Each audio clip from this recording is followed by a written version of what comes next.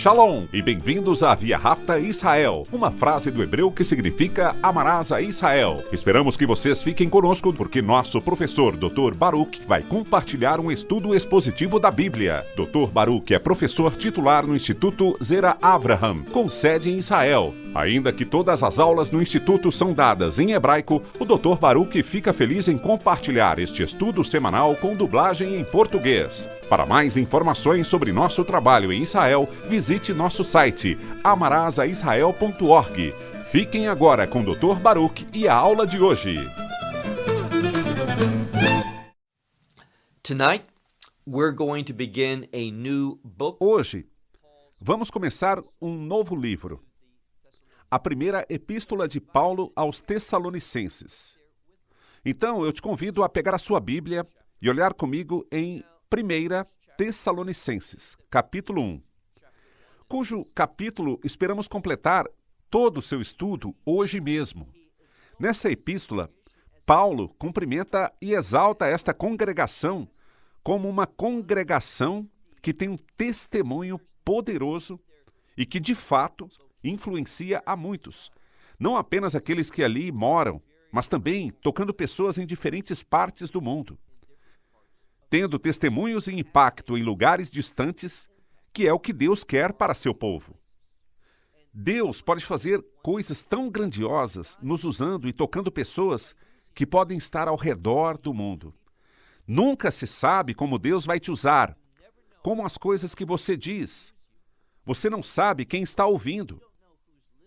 Quando você diz a alguém a verdade bíblica, você não sabe para onde essa pessoa irá viajar, por exemplo, o que ela pode dizer a outros sobre isso, o que pode impactar sua vida e trazer uma mudança divina em sua vida, que irá impactar também a outros durante anos e anos. Portanto, seja fiel e espere que grandes coisas aconteçam. Agora, vamos começar em 1 Tessalonicenses, capítulo 1, versículo 1, que começa nos dizendo quem são os autores. Talvez seja Paulo, o seu nome vem primeiro. Ele é o principal, mas veja o que está escrito. Paulo e Silvano e Timóteo, esses três. E continua. A congregação, a eclésia, a igreja dos Tessalonicenses em Deus, o Pai, e no Senhor Messias e Yeshua. Nós veremos que várias vezes nessa epístola, ele vai falar de Deus como Pai e do Messias como Senhor. E qual é a relação? Por que ele está ligando esses termos? A resposta é simples. O Pai se refere ao provedor. Então, quando Deus é revelado na Escritura como Deus Pai, Ele é aquele que fornece essas provisões. Essas coisas que Ele nos fornece e que precisamos para servi-lo e caminhar com Ele para viver neste mundo. E a forma como encontramos o acesso a essas coisas é reconhecendo Yeshua. Não apenas que Ele é Salvador, mas perceba que existe uma ênfase sobre Yeshua como Senhor. Portanto, quando você caminhar, reconhecendo a autoridade do Messias em sua vida, isso traz a provisão de Deus em sua vida. Em segundo lugar, enquanto continuamos a ler, ele vai falar como frequentemente fala na epístola, por meio dessas palavras. Ele diz, graça e paz a vocês da parte de Deus, nosso Pai. Agora veja, graça e paz. Já estudamos isso em outras epístolas, mas perceba que quando ele diz graça, existe um propósito. E eu espero que você saiba qual é a resposta. A graça nos leva à vontade de Deus. A graça nos salva. Ela nos move em nossa vida, nos amadurecendo e nos compelindo a estar na vontade de Deus. Agora você pode se perguntar, por que eu mencionei a vontade de Deus? Se queremos paz, a paz é a consequência. É o subproduto, é o resultado de estar na vontade de Deus. Então a graça nos move para a vontade de Deus, através da qual podemos experimentar essa paz. Repetindo, graça e paz a vocês da parte de Deus, nosso Pai. e do Senhor, Messias e Yeshua. Aqui ele está se dirigindo à igreja de Tessalônica. Está falando aos Tessalonicenses. Perceba o que ele diz no versículo 2. Damos graças a Deus sempre. Há uma consistência das orações desses três homens que afirmam consistentemente a essa igreja que eles são uma assembleia divina. Que Deus os está usando além dos seus limites normais. Assim ele diz: damos graças a Deus sempre com relação a todos vocês, mencionando-os em nossas orações. Uma outra coisa que podemos ver é que Paulo não tem vergonha de dizer que é um homem de oração, que ele ora sem cessar, que ele ora diariamente e que ele ora pelos outros. Uma das coisas que vemos tão frequentemente na epístola de Paulo é como ele se alegra ao ver o crescimento, a maturidade, o sucesso, o testemunho destas congregações para quem ele escreve, ao ver como elas estão trabalhando na vontade de Deus. O versículo 3 diz: sem cessar. E preste atenção a isso, mencionando a sua obra de fé. Repetindo, as coisas são registradas de certa forma e por uma razão específica. Não é por acaso que ele enfatiza a sua obra de fé. O que isso nos diz é que a fé funciona. A fé entra em ação e gera resultados. Quando ele diz a sua obra, ele está falando sobre ações. Ele está falando sobre boas ações. Ações que revelem a fé. E esta é a mensagem para nós. Ao caminharmos na fé, estaremos fazendo a obra de Deus. Você não consegue realizar a obra de Deus sem fé. Já disse muitas vezes que a fé se refere à verdade. A mensagem é simples. Eu coloco a verdade em minha vida e a transformo em ação.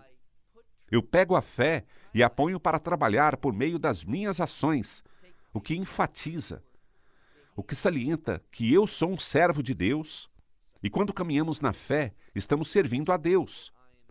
Agora, deixe-me te fazer uma pergunta. Você está colocando sua fé em ação? Você está dando um testemunho de trabalho? Você está fazendo o trabalho de Deus, que é o que um servo de Deus faz, a obra de Deus? Então, continuando a leitura, aqui diz, sem cessar, mencionando a sua obra de fé.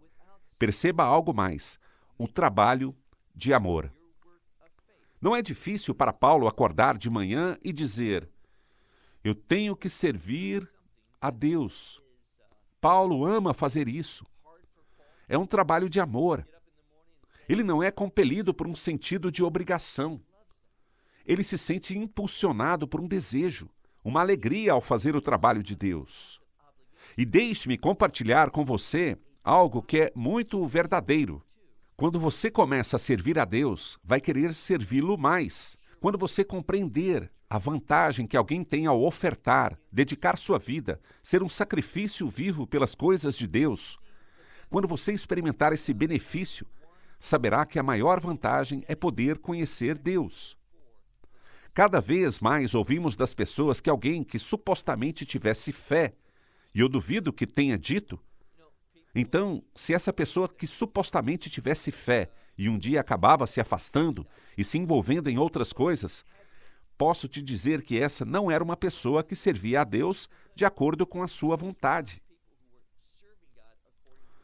Pode ser que ela até estivesse num suposto ministério, mas essa pessoa não serviu a Deus de acordo com a sua verdade, porque quando você assim o serve, você o experimenta.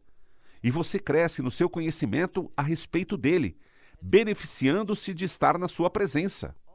E tem essa provisão sobre a qual falamos mais cedo. Todas essas coisas vão produzir uma maior fidelidade, uma maior atividade nas coisas de Deus. Por isso, olhe de novo no que Paulo diz, no trabalho de amor. E quando você ama Deus, e você ama servir a Deus, aqui diz, e da perseverança ou da persistência da esperança. Já falei muito sobre esperança. Esperar é acreditar nas promessas escritas de Deus. Aquilo que Deus especificamente define como aquilo que Ele nos prometeu, que são boas promessas. Por conseguinte, nós vamos perseverar à medida que mantivermos o curso, querendo herdar. Isso que é esperança, um desejo de receber por herança aquilo que não vemos ainda, mas ouvimos. A fé vem pela audição. Nós acreditamos que essas são as coisas que Deus prometeu. Essas são as coisas que vamos receber, mas para recebê-las, precisamos manter o curso, precisamos caminhar na fé. E essa esperança é a âncora para continuar na fé. Veja que o texto continua e não fala apenas da perseverança da esperança, mas em nosso Senhor Messias e Yeshua diante de Deus e também nosso Pai. O que aconteceu?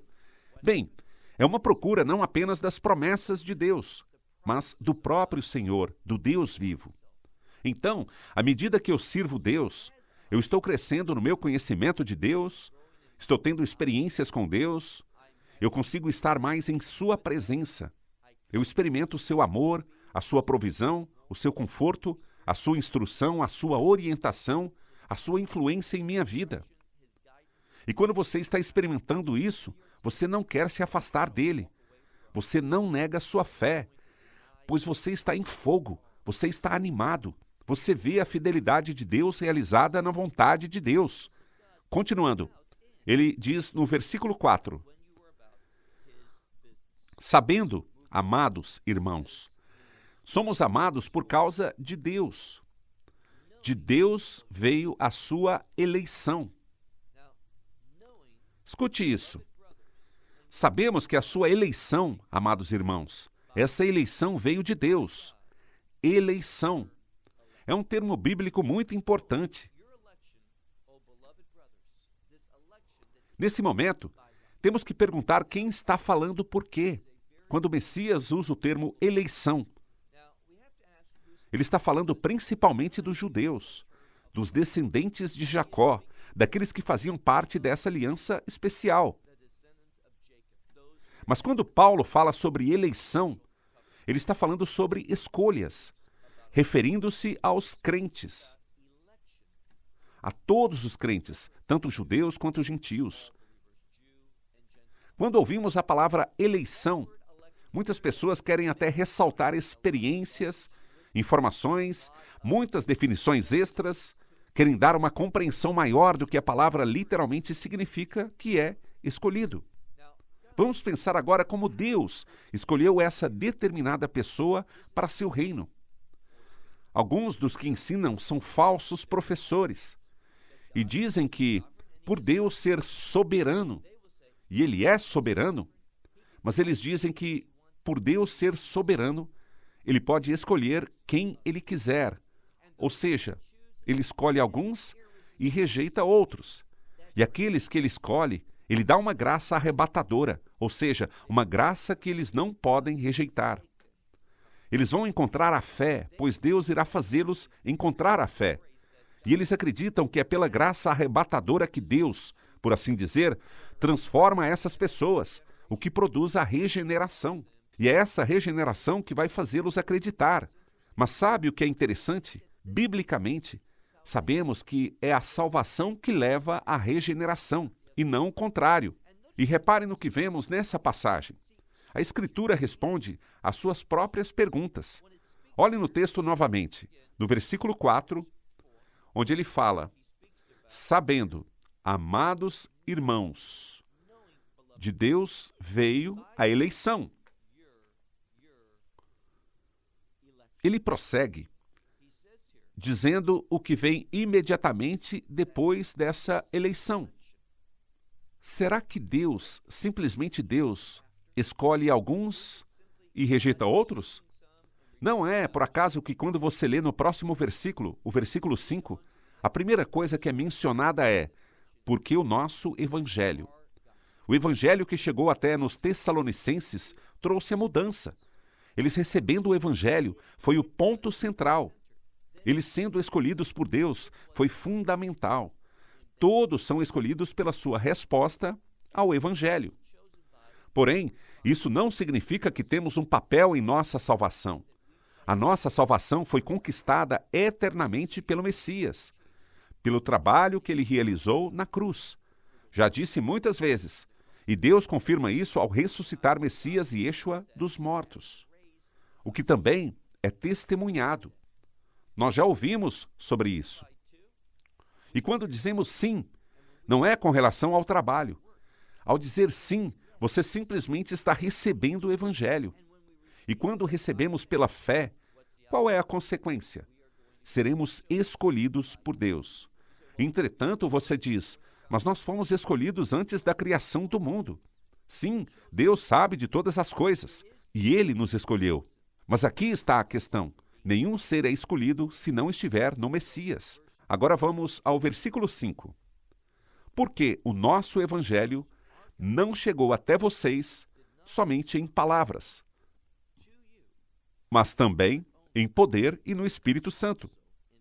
É muito importante refletirmos sobre esse poder e no Espírito Santo. Uma das coisas que deveria sempre estar em nossas mentes quando nos referimos ao Espírito Santo é que ele trabalha em nossa vida para nos trazer a justiça de Deus. Não basta apenas sermos considerados justos para podermos entrar no reino de Deus, mas é necessário termos o comportamento justo. Agora, qual é a relação? O Espírito Santo fala sobre ordem. Perceba que, antes disso, ele fala sobre o poder. O nosso Evangelho não chegou até vocês somente em palavras, mas também em poder e no Espírito Santo. O que essa passagem está dizendo é: nós temos o poder, por meio do Espírito Santo, para demonstrar, para testemunhar a ordem de Deus para a nossa vida. E sua ordem para a nossa vida é apenas uma outra forma de dizer a vontade de Deus. Então te pergunto, você realmente quer fazer a vontade de Deus? Pense nisso. Deus sabe de tudo. Nada surpreende a Deus. Deus tem perfeita visão do futuro, daquilo que vai acontecer. E Ele tem um desejo para a sua vida. É tão insensato as pessoas rezarem pedindo aquilo que elas querem, pedindo a Deus para abençoar a vontade delas, para fazer a vontade delas ao invés da vontade de Deus. A fé é dizer não ao que quero e sim ao que Deus quer, pois eu reconheço que aquilo que Ele quer é certo, aquilo que Ele quer é bom, aquilo que Ele quer terá resultados muito diferentes daquilo que eu quero. Então, veja como a passagem se desenrola, porque o nosso Evangelho não chegou até vocês somente em palavras, mas também em poder e no Espírito. O Espírito Santo. E o que mais poderíamos dizer? E em plena convicção. Ou seja, tendo total, completa certeza. E isso é importante porque quando você aceita o Evangelho, você deveria ter total certeza. Plena certeza que aquilo que Deus disse a você sobre ser salvo, sobre ser uma pessoa do reino, um santo, que essas coisas são verdadeiras. Você não duvida, você não questiona. Você tem certeza disso porque Deus não mente. Prosseguindo, em plena convicção. Depois disso está escrito, com muita, total certeza, como vocês sabem, como viemos até vocês, e através de vocês. Depois ele diz, lembra do testemunho que demos, como viemos até vocês, e como estávamos entre vocês, como eles viviam, o estilo de vida deles. Isso era testemunho. E Paulo diz, eu quero que vocês se lembrem. Ele diz, vocês sabem como, ou seja, de que maneira nós estivemos perante vocês. E também através de vocês. O que quer dizer, por causa de você, pelo seu bem-estar. Como consequência disso, sob a influência que tiveram de Paulo, Timóteo e outros que estavam com Paulo e que serviram outros crentes, vamos ver o que diz o versículo 6 agora. Ele diz, e vocês se tornaram nossos imitadores e do Senhor. Ser imitador de Paulo, e poderíamos dizer até mesmo do Senhor, não significa que eles simplesmente fizeram as coisas que Paulo estava fazendo. Mas eles estavam caminhando como o Messias queria que eles caminhassem. Eles estavam vivendo de tal forma que manifestavam a presença do Messias em suas vidas, fazendo as coisas que ele faria. Observe o que está escrito. Vamos continuar. Não somente vocês se tornaram nossos imitadores e do Senhor. Agora, ele vai nos dizer como fazer isso, que é essencial e está bem aqui, recebendo a palavra. E preste atenção, em meio a muito sofrimento. Literalmente, a palavra usada é tribulação. Assim, a tradução fiel seria, tendo muita tribulação.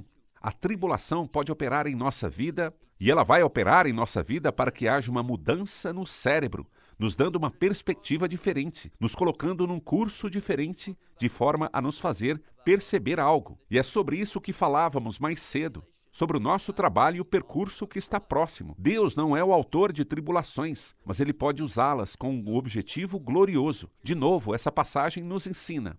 E vocês se tornaram nossos imitadores, e também do Senhor, recebendo a palavra em meio a muita tribulação. Vamos ver agora como termina o versículo. Mas também com muita alegria. A alegria do Espírito Santo. Agora, o que é a alegria do Espírito Santo? A alegria do Espírito Santo é isto. Quando estou caminhando com Deus e o inimigo ataca, o Espírito Santo vem e atua. Ele defende, ele ajuda, ele assiste, ele capacita, ele dá conhecimento, tudo para que tenhamos a vitória. A alegria do Espírito Santo é o Espírito Santo que nos leva à vitória, que nos leva a não cair presos aos ataques e aos enganos do inimigo. Versículo 7. De forma que vocês se tornaram um exemplo para todos os crentes que estão na Macedônia e Acácia. Pense sobre isso. Que testemunho! Que impacto nessas duas regiões, na Macedônia e na Acácia, que era um agrupamento na Grécia, numa cidade chamada Tessalônica. Mas eles estavam tendo um impacto muito além de suas fronteiras. E o que possibilitou isso? Deus. E Deus fará a mesma coisa para todos que caminharem sinceramente, que caminharem na verdade de Deus, apesar de experimentarem muitas tribulações. Versículo 8. Porque, partindo de vocês, fez-se ouvir a palavra do Senhor, não somente na Macedônia e na Acácia. Escute aqui, essa palavra se fez ouvir através da fidelidade deles, e continua, mas também em todos os lugares que a sua fé para com Deus se espalhou. Havia muitos lugares que não eram fiéis a eles, mas foram impactados, gerou frutos. Caminhar na fé, ser obediente a Deus pode trazer grandes mudanças. São coisas que talvez não estejamos cientes, mas Deus, Ele vai atender à oração, vai mover a vida de pessoas por causa da fé de outras pessoas. Agora vamos para a segunda parte do versículo 8. De tal maneira que não tenhamos necessidade de falar coisa alguma. Então, Paulo disse, sabe, nós íamos para todo lado e víamos os efeitos, os frutos, os resultados de vocês servindo a Deus, chegando ao ponto de irmos até lá e não precisarmos nem falar. Não precisávamos nem atuar no ministério. Podíamos ver o impacto que vocês estavam tendo, a repercussão poderosa que a sua fidelidade estava tendo. Versículo 9. Pois eles mesmos relatam como foi a nossa chegada. O que essa passagem diz pode ser um pouco estranho na língua original. Vamos ver. Pois eles mesmos, ou seja, os próprios tessalonicenses, eles mesmos relataram. E o que foi relatado?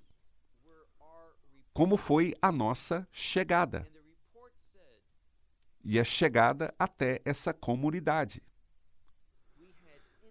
Qual foi a consequência disso? Ele diz: e como vocês se voltaram para Deus, deixando os ídolos. Essa foi a consequência. Eles tiveram acesso à abertura da porta para fazer as coisas, de forma a trazer tal mudança a esse local. Entenda, os gregos antigos tinham muitos ídolos. Eram cheios dessas coisas que causam conflito. Mas por causa de Paulo e Timóteo e de outros que serviam, houve uma mudança muito além dos confins dessa cidade, desta comunidade, o que afastou essas pessoas dos ídolos. E para quê? A fim de servir ao Deus vivo e verdadeiro.